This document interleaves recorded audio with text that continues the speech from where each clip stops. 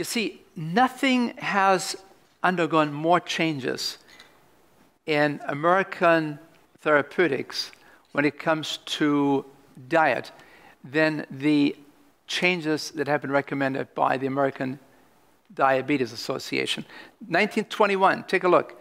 They recommended a diet that was 70% fat, 10% protein, and 20% carbohydrates because the idea was you cannot take carbohydrates. It's a sugar that is causing the problem, therefore no carbohydrates. So if you don't eat carbohydrates, what's left? Fat and protein. And so, but gradually you see the change that took place, 1950, 1971, 1986. Now we're recommending we should have less than 30% of the fat of our diet in terms of fat. And we are still recommending now a high protein diet, which is 10 to 20%. Most of us in the research field think that this is much too high because this is what's contributing to the kidney disease, because the kidneys have to process the nitrogen that you find in the protein.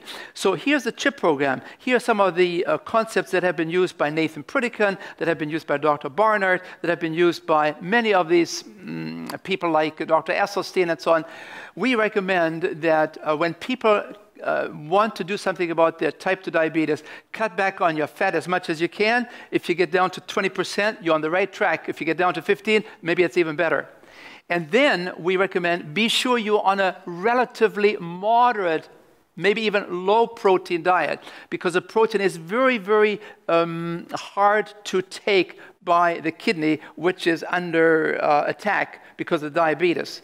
And then we recommend take in 75% of your calories or thereabouts in starch, in carbohydrates, in fruits, because there's some sugar there, which is a carbohydrate. So in closing, I want you to really understand the big issue here, and that is when carbohydrate foods are protected by fiber, they're totally differently processed, digested, and assimilated than if you have unprotected carbohydrates. What is protecting these carbohydrate foods? The fiber. Fiber is your best friend when it comes to helping diabetics. Soluble fiber, as you find in beans or oats, and also in the other kind of fiber that you find in whole grains, the insoluble one. So remember that processed starch that is unprotected, processed starch, refined starch, turns into sugar, yes, and very rapidly. But when you have fiber, it makes all the difference. So there you see it again, the carbohydrates. We need to have distinguish between simple carbohydrates and complex carbohydrates. The whole foods as grown, this is what you want, especially when they're not refined. These are the good carbs. Whole foods as grown. Yes, you can have 3, 4 fruits a day, even as diabetics, especially when you eat them with a high fiber content of food. You have a banana and you have some brown rice with it. Great combination. The fiber slows down the digestion and assimilation of the sugar in the banana. On the other hand, you have complex carbohydrates. And again, complex carbohydrates can be dangerous if they're refined. If it's white flour, stay away from it. If they're not refined, whole foods as grown, you have the best of all worlds.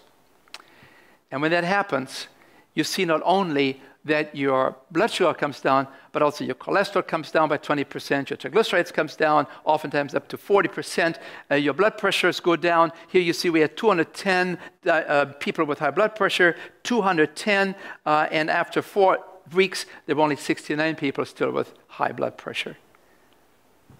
The last slide.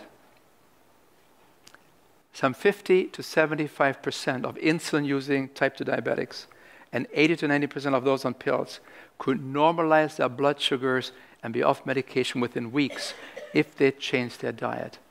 Our greatest challenge is to reach out to our medical colleagues and help them to understand, not to undermine with passive resistance our efforts to turning these people into healthy people. Because there's an abundance of lack of understanding among our colleagues, because we don't teach nutrition in most medical schools. And so they do their very best, and besides, they're under the gun. They've got 10 minutes to see that patient. But we can help them by offering them an educational program. Thank you so much.